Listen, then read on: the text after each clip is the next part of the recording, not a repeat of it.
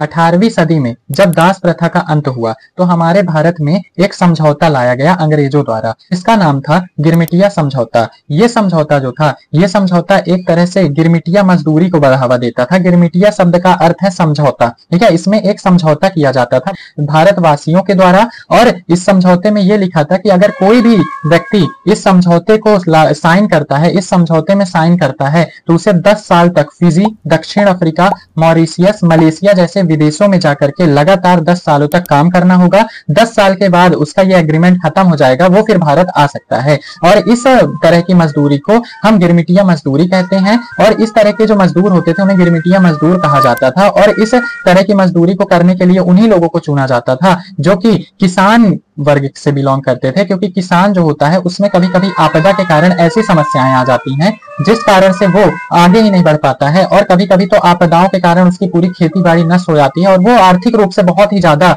Week हो जाता है। और ऐसे ही व्यक्तियों का सहारा लेकर के ये जो अंग्रेज थे, इन्होंने ये समझौता बनाया था, जिसके कारण से इस तरह के लोगों को विदेशों में भेज करके उनसे बहुत ही ज्यादा काम करवाया जाता था। लेकिन उनको ना खाने की अच्छी सुविधा मिलती थी, ना ही स्वास्थ्य सेवाएं अच्छी मिलती थी, ना ही साफ सफाई रहती थी, और सैलरी तो एकदम ना के बराबर इनको मिला करती थी, ठीक है। और वहां जाकर के तो कई सारे लोग लौट करके ही भारत नहीं आए। क्यों लौट करके भारत नहीं आए? इसके पीछे का कारण ये था कि वो वहां जाकर के एक तो आर्थिक रूप से बहुत ही कमजोर थे, वहां भी सैलरी जो मिल रही थी वो ना के बराबर थी, तो आर्थिक रूप से कमजोर होने के कारण वो भारत में लौट ही नहीं पाए, और वहीं छोटी मोटी जमीन लेकर के वहीं घर बसा लिए, और कुछ तो परिवार बसा लिए वहीं, और वहीं रहने लगे परमानेंट, ठीक है। तो इस प्रकार से ये जो गिरमिटिया मजदूरी थी उसने भारतीयों के मेहनत का अंग्रेजों को फायदा दिलाया, ठीक है। भारतीय मेहनत करते थे, फल अंग्रेज लेते थे, और इसकी जो मेहनताना है हमारे भारतीयों का, उन्हें ना के बराबर दिया जाता था।